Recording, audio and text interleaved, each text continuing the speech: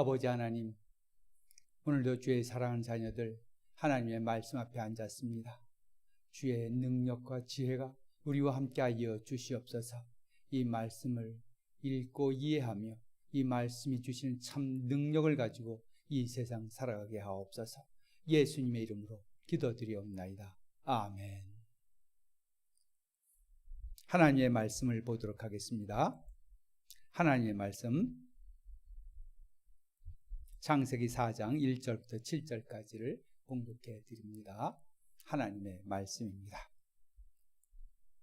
아담이 그의 아내 하와와 동침하며 하와가 임신하여 가인을 낳고 이르되 내가 여호와로 말미암아 등남하였다 하니라.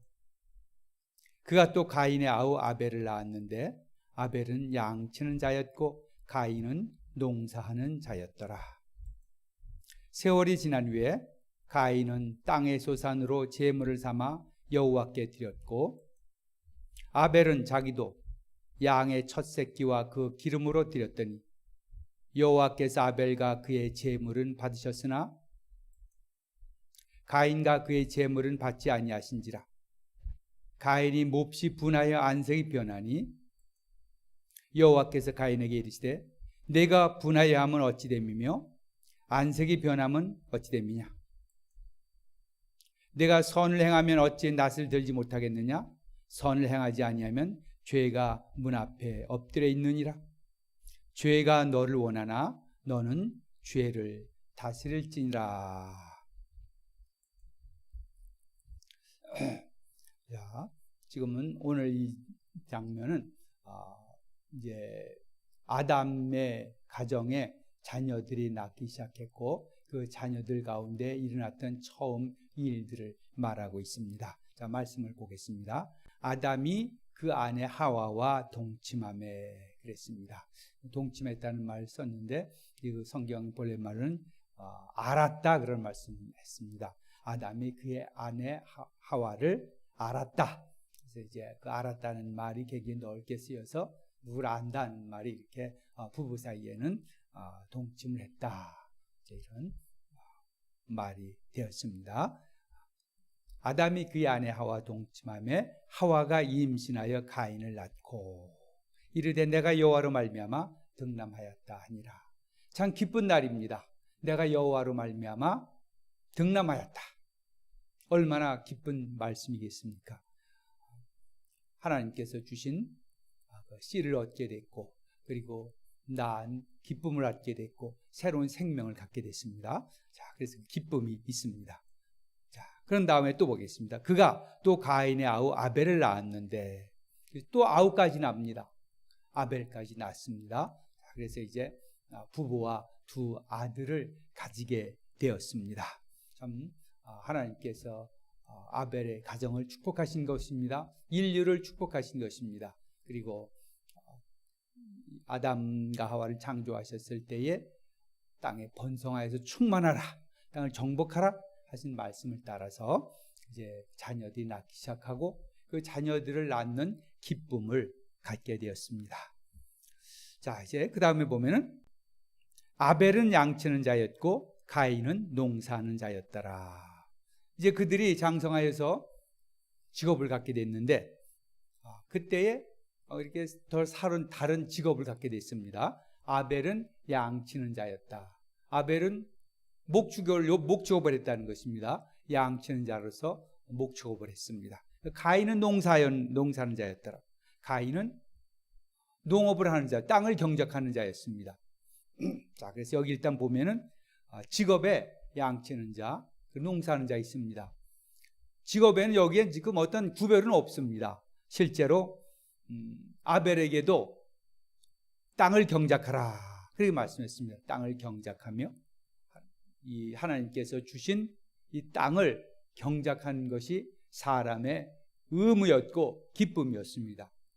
처음 아담에게도 하나님께서 분명히 땅을 경작하도록 말씀하셨습니다. 그러니까 양을 치든지 농사하든지 목축업을 하든지 농업을 하든지 그들의 그 삶의 형태에 있어서 하나님과의 관계에 있어서 그런 것의 차이점은 전혀 없습니다.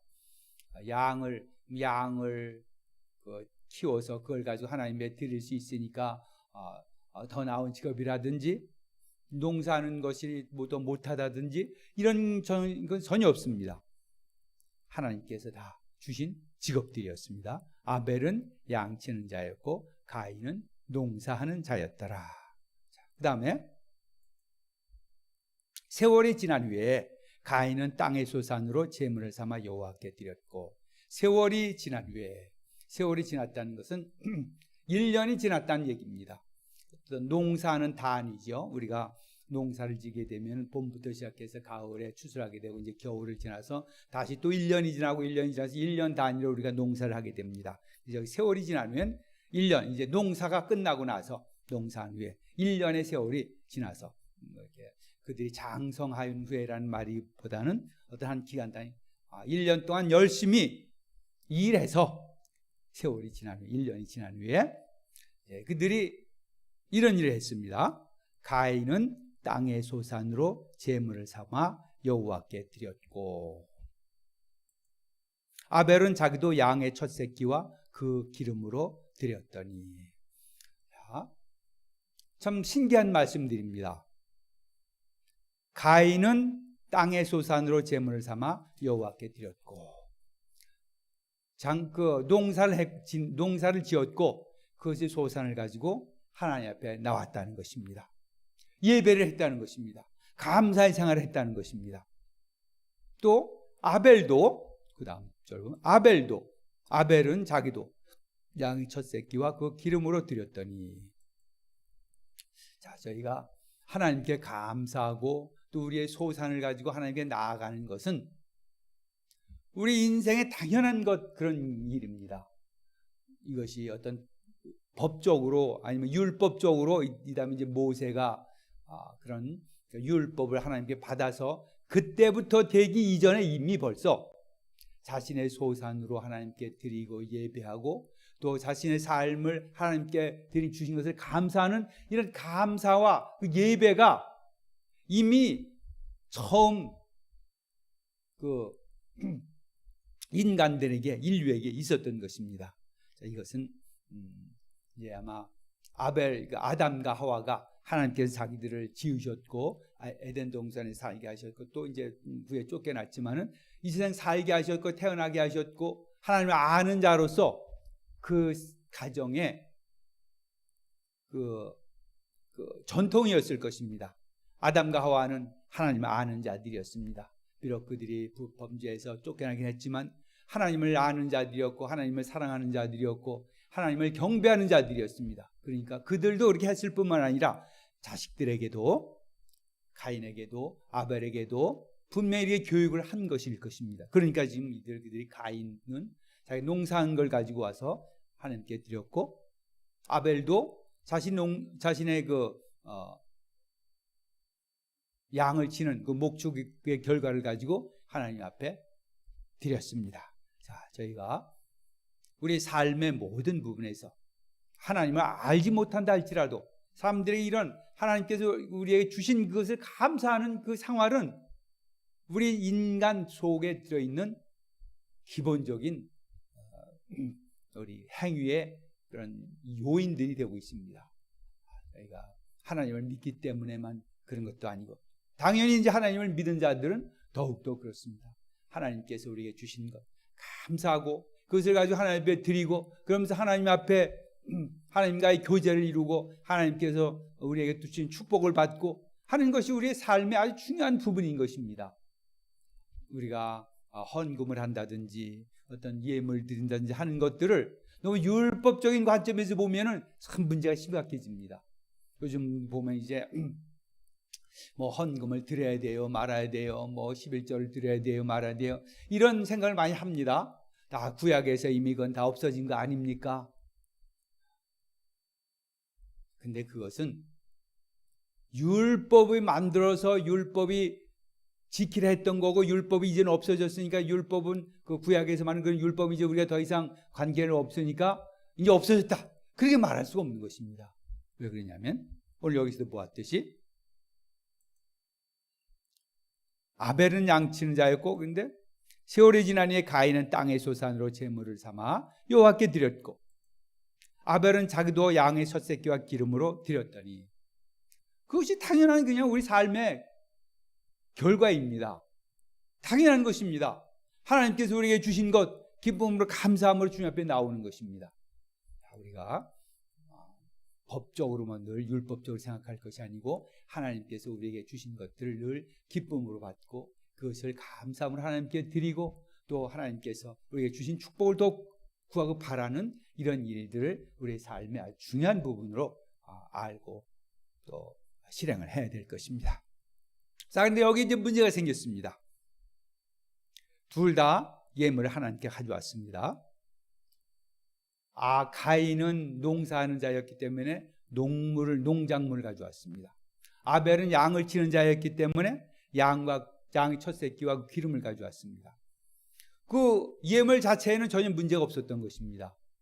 농사하는 자가 당연히 자기가 하나님께서 자기에게 주신 것, 그 소산의 일부를 드리는 것, 그건 너무나 당연한 이상한 것이 없는 것입니다.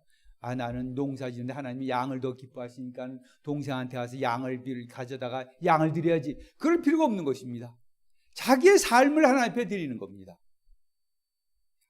또 아벨도 양을 치는 자였기 때문에, 목축하는 자였기 때문에 당연히 양을 드리는 겁니다. 양은 농작물보다는 양이 더 하나님께 받으실 만한 거야. 그런 생각을 가진 게 드린 것이 아닙니다. 자신의 삶을 드린 겁니다. 자신의 삶의 일부를 드린 겁니다.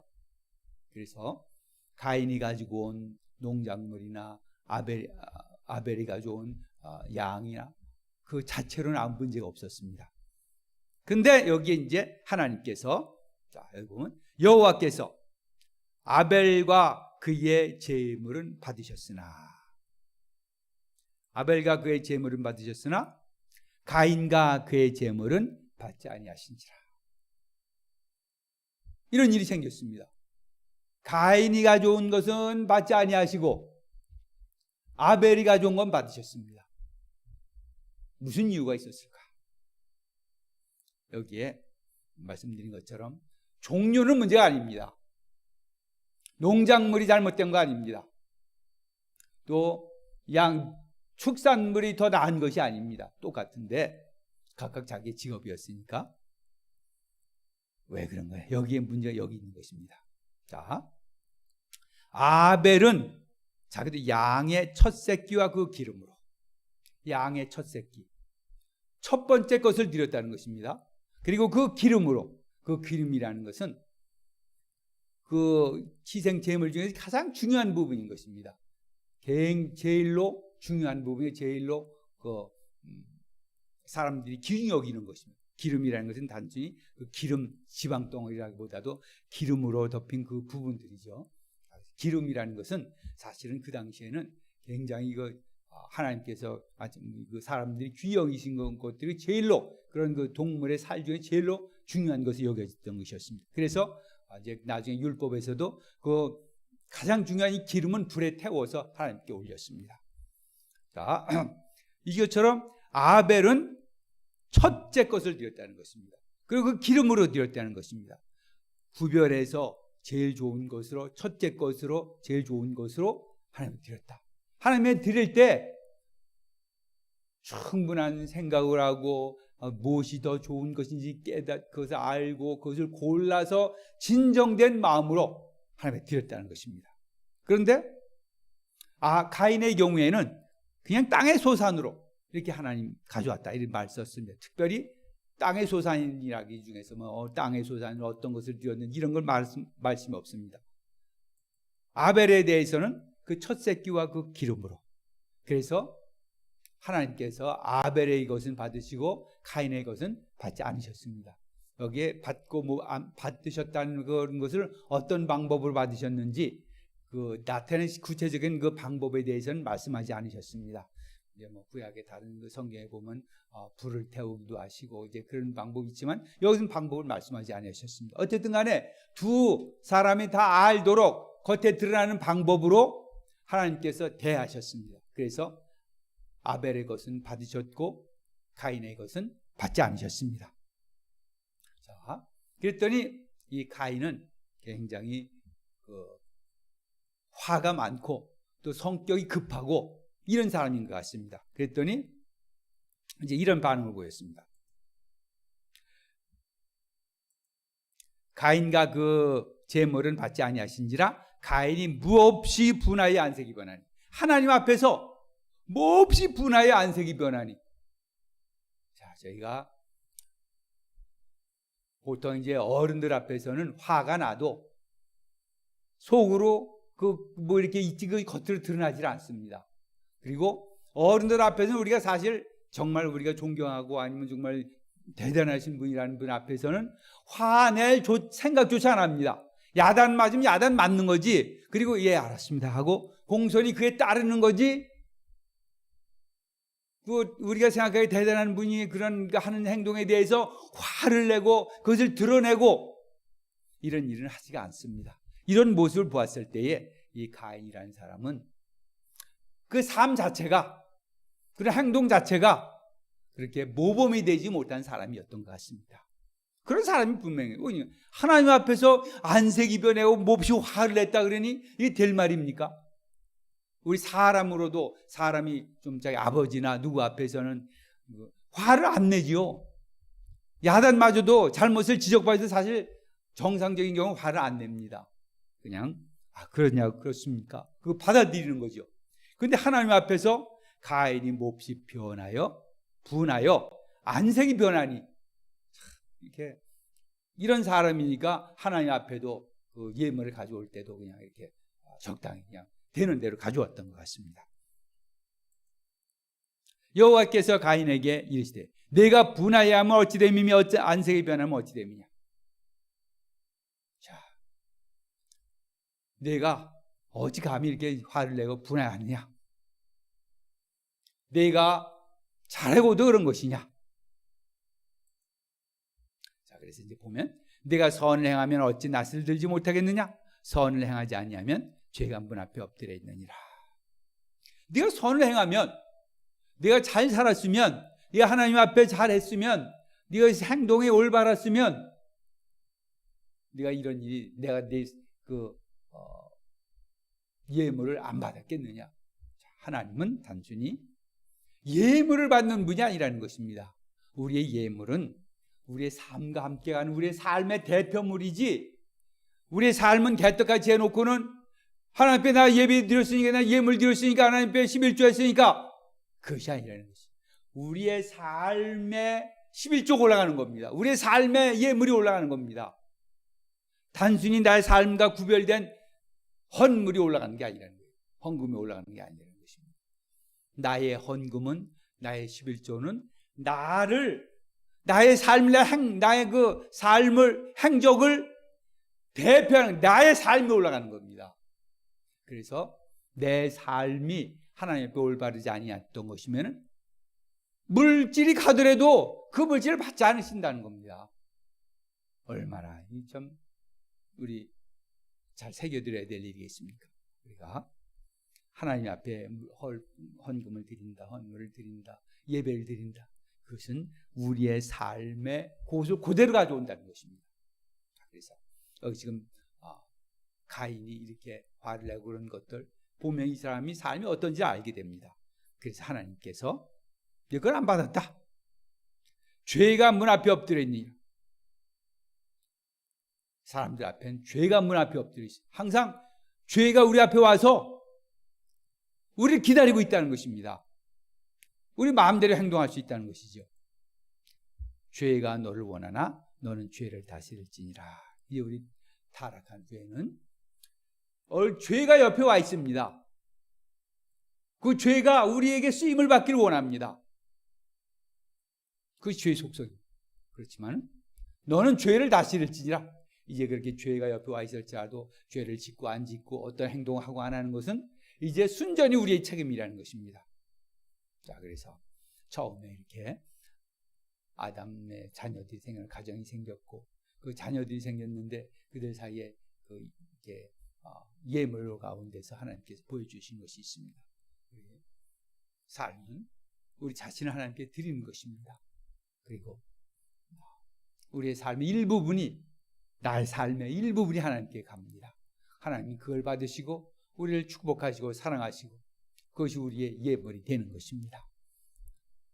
사랑하는 성도 여러분, 우리가 하나님 앞에 무엇을 드릴 때에 항상 이것이 나의 삶의 일부분인가를 잘 생각해 보시길 바랍니다. 내 삶이 지금 올라가고 있는 거 아닌 내 삶과 동떨어진 어디 다른 것이 나와는 상관없는 것이 지금 어디로 돌아다니는 것인가 잘 생각해야 될 것입니다. 기도하겠습니다. 아버지 하나님, 우리를 이 땅에 보내시고 우리의 모든 필요한 것을 채우셨습니다. 그리고 우리는 하나님께서 우리에게 주신 것의 일부를 주님 앞에 바치면서 우리의 삶을 주님 앞에 바칩니다. 하나님 아버지, 나를 받으시고 나의 삶을 받으시길 바랍니다. 그리고 이 세상 살면서 주님께서 주신 참 복을 누리며 살게 하옵소서. 예수님의 이름으로 기도드리옵나이다. 아멘.